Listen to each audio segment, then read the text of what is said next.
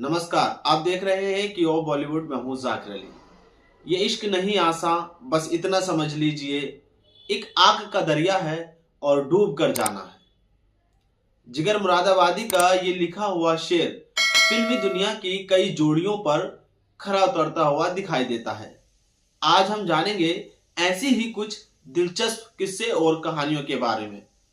प्यार करने वाले हर साल 7 फरवरी से 14 फरवरी तक हर वैलेंटाइन डे वीक मनाते हैं। इश्क का ये दौर शुरू होते ही इसकी खुशबू प्रेमी जोड़ों के दिलों में घुलने लगती है। बॉलीवुड ने भी इश्क के जज्बातों को अपने गानों से लेकर फिल्मों तक में उतारा है। ऐसी ही कई फिल्मी जोड़ियां हैं जिन्होंने रील से लेकर रियल लाइफ तक का सफर तय किया, पर मोड़ आते ही बिछड़ गए। आज हम आपको ऐसे ही कुछ मशहूर कलाकारों के इश्क से जुड़ी दास्तां के बारे में बताने जा रहे हैं इस वीडियो में। इससे पहले मैं आपको ये बताऊं, मैं ये जरूर कहूंगा कि आप हमारे चैनल को सब्सक्राइब कर हमें सपोर्ट जरूर करें। जब मधुबाला ने आजमाई दिलीप कुमार के प्यार में अपनी किस्मत।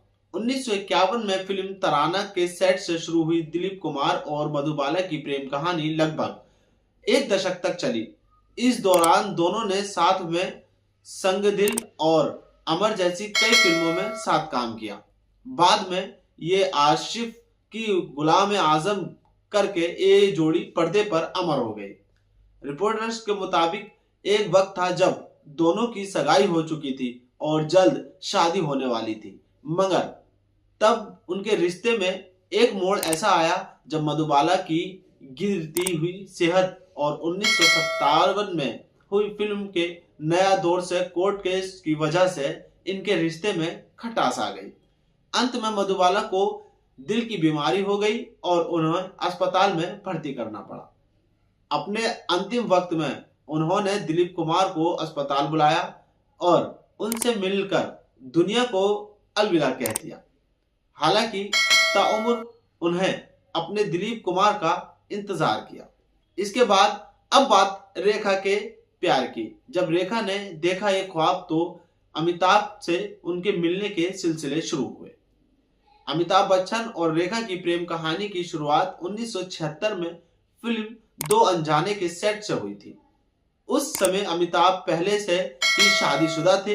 हालांकि ये सीक्रेट अफेयर तब सामने आया जब 1978 में फिल्म गंगा की सौगंध के सेट पर अमिताभ ने रेखा के साथ बदतमीजी करने के वाले को एक सह कलाकार को सबके सामने बुरी तरह डांटा था। इससे उनके प्यार उजागर हुआ। इससे 2 साल बाद 1980 से जब रेखा ने ऋषि कपूर और रीतू सिंह की शादी में सिंदूर और मंगलसूत्र पहनकर एंट्री की, तब अमिताभ संग उनके अफेयर की चर्चाओं और को हवा मिल गई। हालांकि इन अफवाहों से रेखा और अमिताभ को कोई फर्क नहीं पड़ा। दोनों ने एक साथ कई सफल फिल्में दी, जिसमें मुकद्दर का सिकंदर, मिस्टर नटवरलाल और सिलसिला ये फिल्में शामिल हैं। कहा जाता है कि इस लव स्टोरी का अंत तब हुआ जब जया बच्चन ने रेखा के घर पर डिनर के लिए बुलाया और कहा कि वे अमित को कभी नहीं छोड़ेंगी। इसके बाद अमिताभ बच्चन और रेखा ने कभी साथ काम नहीं किया, पर रेखा कई बार इशारों ही इशारों में अमिताभ के लिए अपना प्यार जाहिर कर चुकी हैं और वो इसके बारे में बता भी चुकी हैं। अब बात करते हैं हम एक मशहूर एक्टर की। बॉलीवुड के अधूरे इश्क की बात हो और उसमें भाईजान का जिक्र ना हो तो ये कहानी अधूरी लगेगी, या फिर लगेगा कि किसी अनाड़ी इंसान ने इस खबर को बताया है। तो अब हम बताते हैं कि फिल्मी दुनिया के कई जोड़े ऐसे हैं जिनके फैंस रियल लाइफ के साथ देखना चाहते हैं, लेकिन इस लिस्ट में सलमान खान सबसे पहले हैं और ऐश्वर्या का नाम भी शामिल होता है। दोनों की लव स्टोरी 1999 में रिलीज हुई फिल्म हम दिल दे चुके सनम के सेट से शुरू हुई। फिल्म में दोनों की केमिस्ट्री ने दर्शकों का दिल जीत लिया और असल जिंदगी में भी दोनों का रिश्ता प्यार में बदल गया। दोनों ने डेटिंग शुरू की और सलमान और ऐश्वर्या को लेकर काफी सीरियस थे। हालांकि धीरे धीरे इस रिश्ते में दूरियां आने लगी।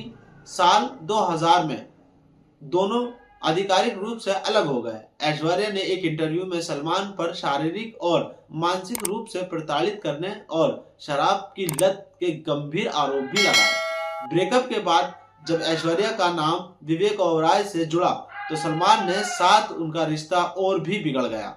साल 2003 में विवेक ने प्रेस कॉन्फ्रेंस में दावा किया कि सलमान ने उन्हें ऐश्वर्या के साथ रिश्ते के कारण धमकी भी दी थी फोन कर। इसके बाद जो हुआ उसने सलमान और ऐश्वर्या राय के रिश्ते का लगभग पूरी तरह से खत्म कर दिया।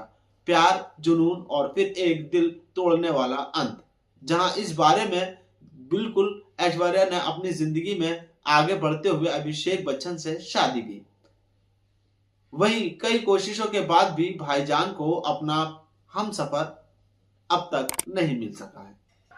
2000 के दौरान फैंस ने अपनी फेवरेट जोड़ियों को टूटते हुए देखा था, मगर फिर बॉलीवुड की फिल्म में किरदार बदले शर्मीली एक्ट्रेस से अब जमाना आ चुका था बोल्ड एक्ट्रेस का।